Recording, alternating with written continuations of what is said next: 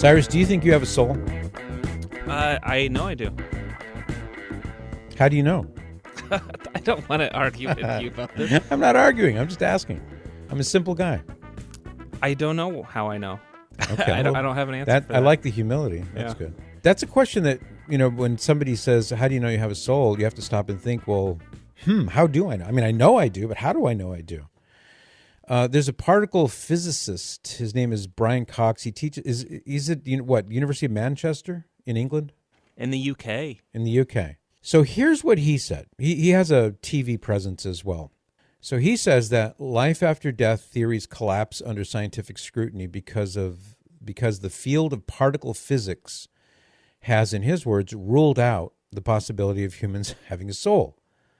So when this guy speaks on a subject of science, a lot of people listen, especially when it's a very provocative topic like telling people they don't have souls, because science has proven it. Now, I have a few things to say about that, but first, why don't we hear him in his own words? How long is this one, Cyrus? Is this about a minute and a half, roughly? Exactly. Okay, so here he is in an interview, and he's explaining why science has ruled out the possibility of you and your kids and your family and everybody else having a soul. I would say we can rule that out, actually. I've argued in the past. How do you rule it out? I've argued we can rule that out in the following manner. So here's my arm, right? So it's made of electrons and protons and neutrons. And if I have a soul in there, something that we don't understand, but it's a different kind of energy or whatever it is that we don't have in physics at the moment, it interacts with matter because I'm moving my hand around. So whatever it is, it's something that interacts very strongly with matter. But if you look at the history of particle physics in particular, which is the study of matter, we've spent decades making high precision measurements of how matter behaves and interacts. And we look, for example, for a fifth force of nature. So we know four forces: the gravity, the two nuclear forces called the weak and strong nuclear forces, and electromagnetism. And that's what we know exists. And we look for another one with ultra high precision, and we don't see any evidence of it. So I would claim that we know how matter interacts at these energies, so room temperature now, these energies, we know how matter interacts very precisely. And so if you want to suggest there's something else that interacts with matter strongly, then I would say that it's ruled out. I would go as far as say it is ruled out by experiment, or at least it is extremely subtle. And you would have to jump through a lot of hoops to come up with a theory of some stuff that we wouldn't have seen when we've observed how matter interacts. All right. Okay. I hope you can see where he took a wrong turn. Let's start at the very beginning here. By definition, and we're using the Christian definition of a soul. Okay. There may be other groups that have different definitions, but for the purposes of our discussion here, by definition, the soul is immaterial. It is supernatural. It is not composed of matter, however fine. It is not subject to matter, per se. In other words, the soul, unlike a body, cannot be cut up. It doesn't take up space. It doesn't extend into space. It's got no top, no bottom, no inside, no outside. Pure spirits, and in the case of a soul, and this is how the Catholic Church defines a soul, is outside of space, but it can be present in a particular place. So like your soul is present in you. It's in your body. Where in your body? Is it like in a particular place? Is it in your head? Is it in your heart?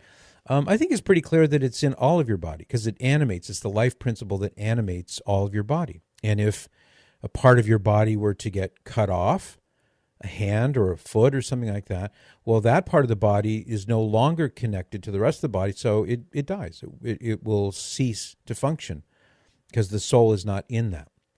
So the wrong turn I would propose to you is that he's assuming that the soul that he's searching for, and I'm happy to see that he's searching for a soul. I mean, he feels as though he's ruled it out by way of particle physics, but the fact is at least he's on the hunt. At least he's looking for this elusive soul, but he's looking in the wrong way because the soul is immaterial.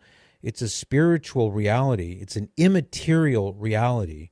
Therefore, you can throw all the particle physics at it you want, and you can hook up all the machines and microscopes and everything else you want. You'll never be able to see it because it exists outside of space. It's immaterial. Now, he may say, well, yeah, but, scientifically, And here's the other problem, is that science, because it deals with pre-given physical realities that it can measure and observe and measure and quantify and all those different things, it is incapable of doing any such thing with regard to a supernatural reality like God, for example, human souls, angels and devils, heaven and hell. And we could go a little further than that. We could have a discussion, and if I ever had an opportunity to have a purpose-driven cup of tea with Professor Cox, and I would very much enjoy that, I would bring up some other questions. I'd say, well, do you feel as though you can authoritatively rule out from a scientific standpoint the existence of love? And he might say, whatever do you mean? I'd say, well, do you believe that love exists? Yeah, I love my wife, I love my kids. Okay, so do I. I love my wife and I love my kids. So we have a mutual understanding that there is something called love. Now, Professor Cox, where exactly in the body is that located? Could you open up somebody's cranium in a neuro, a brain surgery? Could you open up somebody's cranium and go in with the most delicate of tweezers and locate the love and pull that out? No, it doesn't exist in that form. It's immaterial. Well, okay, if it's immaterial, but we know it exists, would it be appropriate to say that scientifically speaking, you could effectively rule out the existence of love simply because, it must be some kind of physical process as opposed to something that exists in an abstract state, but it's real, but it's just not material? I'd be curious to know what his answer to that would be. I have a feeling it would lead to a very interesting conversation. Another question I might raise would be this one. What about the concept of truth? Just truth itself as such, whether it's a mathematical truth or, whatever the truth may be of any given question. Is truth real? Well, yes, of course truth is real. We know that. It's just our daily experience. We know that some things are true and some things are false. So where is that? Where is truth located? Well, nowhere. It doesn't exist in a solid state form. It's immaterial, but yet it's real. And the truth, interesting how he talked about how the interaction, the different forces, how they interact with matter. Truth interacts with matter as well, because an awareness of the truth in your mind, is that in your brain matter? The awareness of truth will have an effect on how you act. So truth as such has an effect on your body. If you know that something is true and somebody else says, no, that's false, it has a direct effect upon your body because it makes you stand up or speak out or raise your hand or that, no, that's not right. So there you have an immaterial reality, truth itself, when it's recognized, that exerts a power on your body through your mind, because your mind perceives the truth.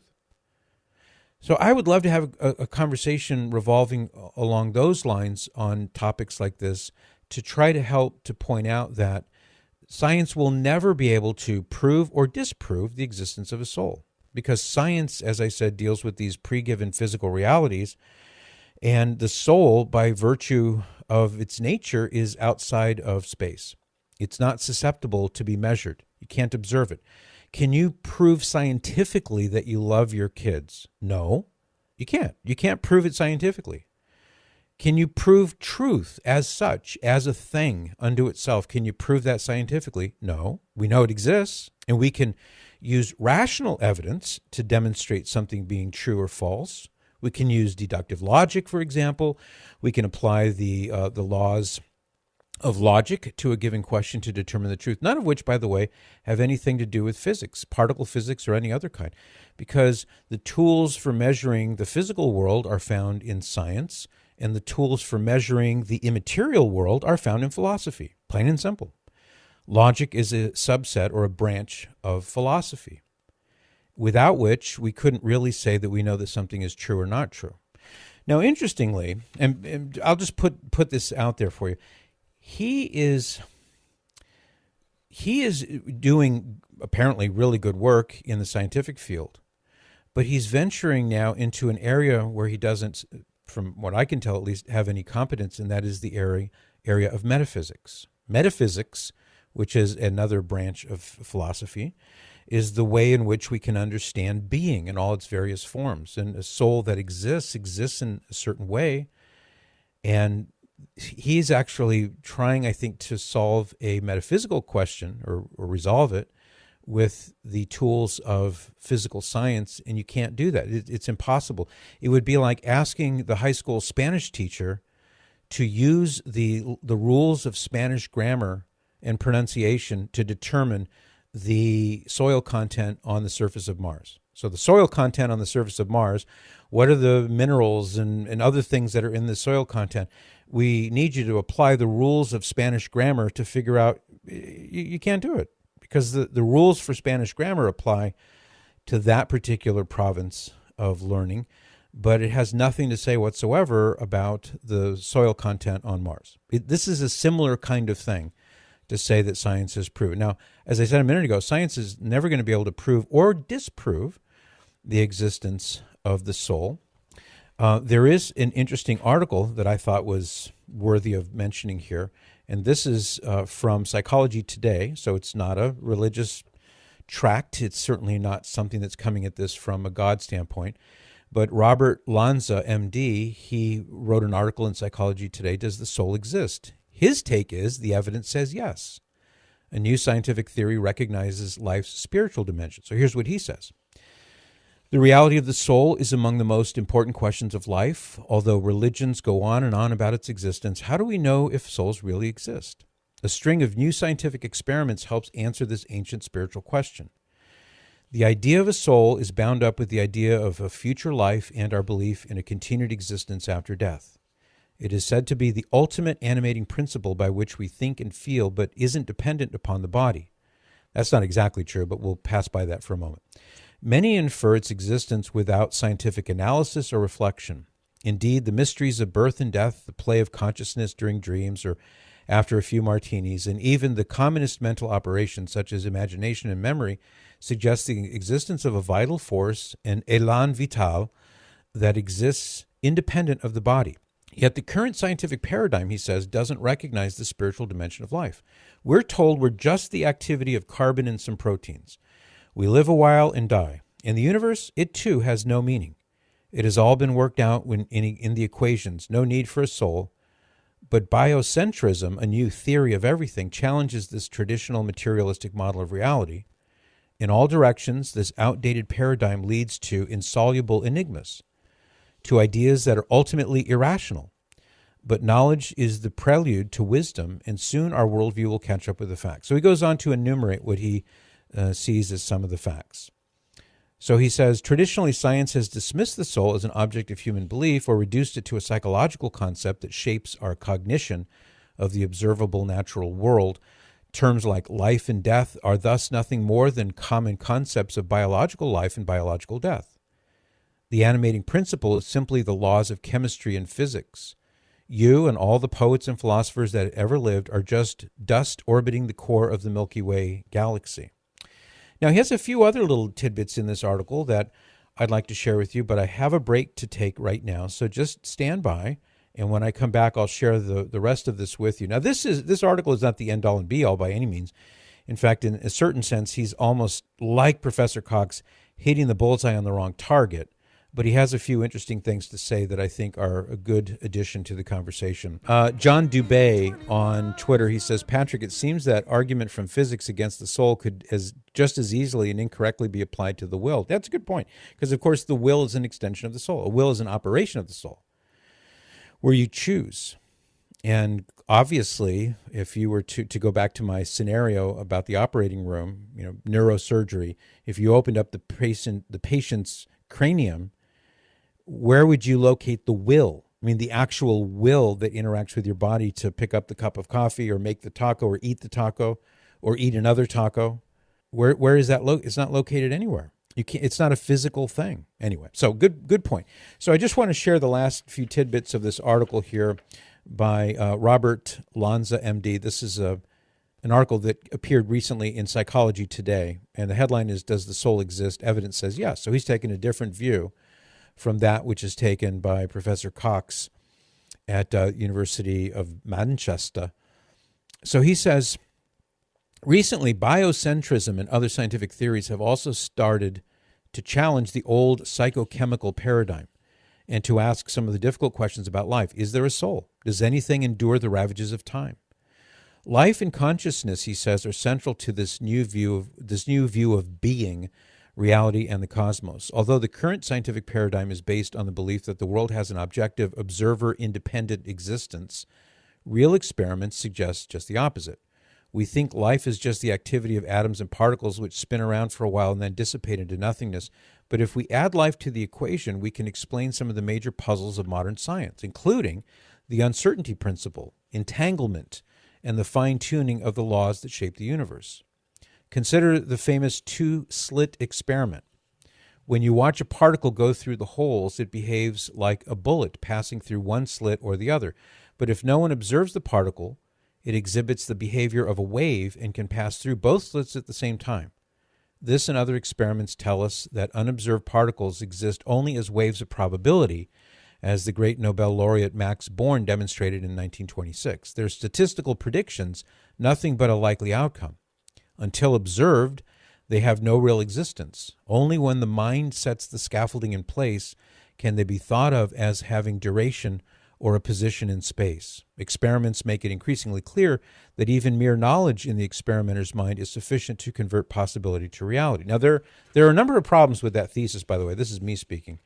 But I don't have the time to devolve upon you all of the things that I would say about this issue. But one thing about this is the growing enthusiasm for this view, this theory, that things don't exist in actual physical form until they're observed, and only when they're observed do they actually exist. Prior to that, as he was saying, these are just simply waves of probability. I had a long conversation about this with a good friend of mine, and we discussed this at length. And what's clear about that is that if you follow that to its logical conclusion, then that must mean that God exists. And you say, what? Think about this for a second. The theory is predicated upon an observer.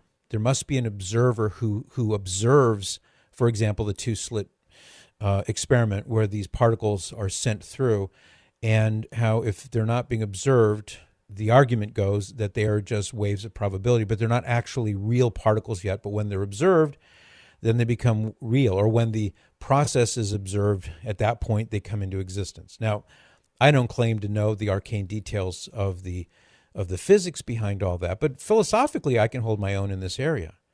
But just think of what that leads to. So if this gains currency in the scientific world, it inevitably requires an observer. Now, who was observing the Big Bang? You weren't and I wasn't. There were no human beings around to observe it.